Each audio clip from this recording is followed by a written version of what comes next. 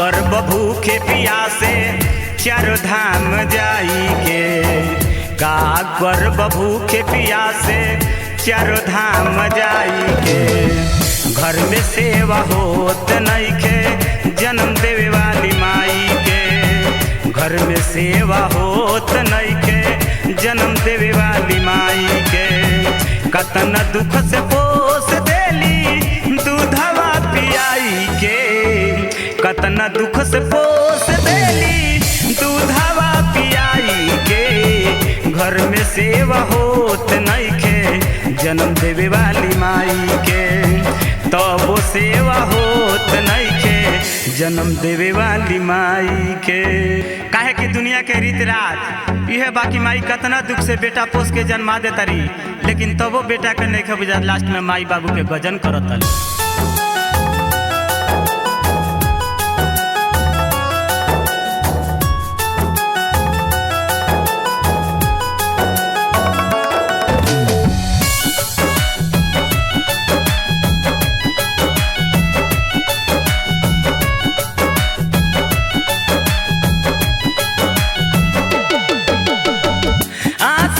लगा के माई बेटा जनमवली, गोदी में खिला के अपन दूध पियावली।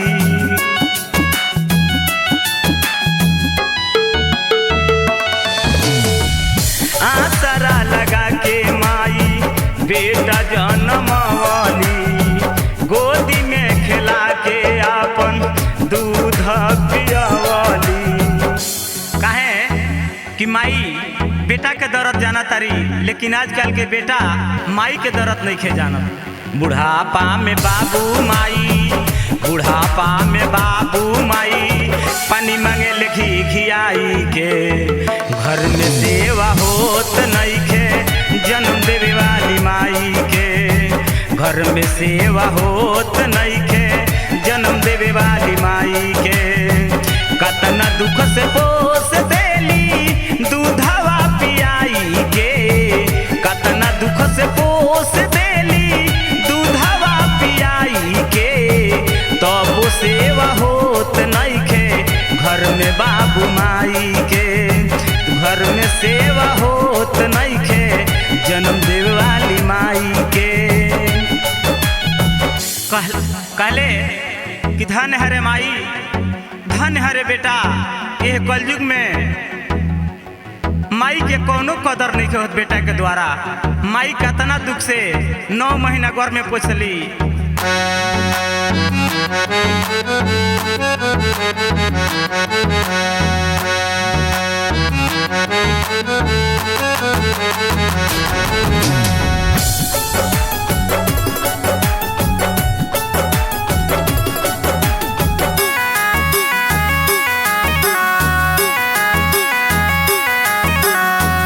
दोसरा के माई के पूजा करल घंटी बजाई के, अपना माई के पूजा करल लत मुका दिखाई के।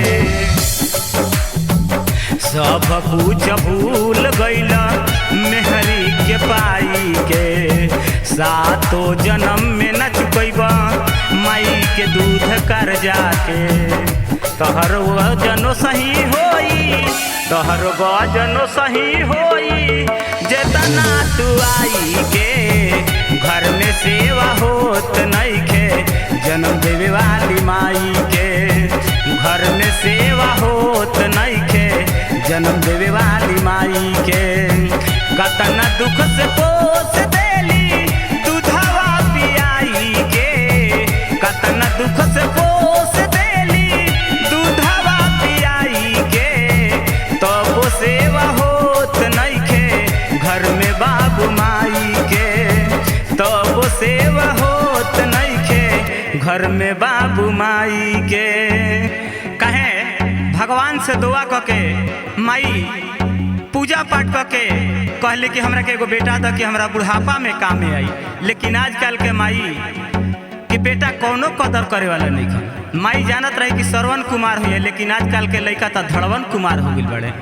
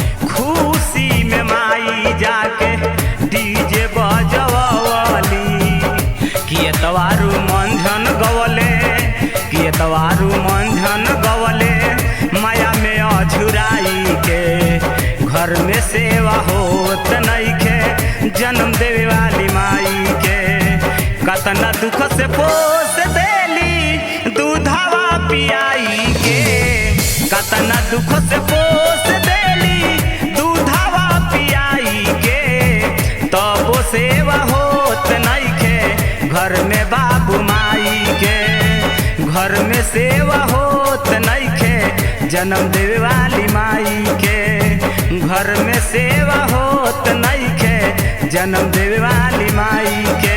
माफ करिए माई।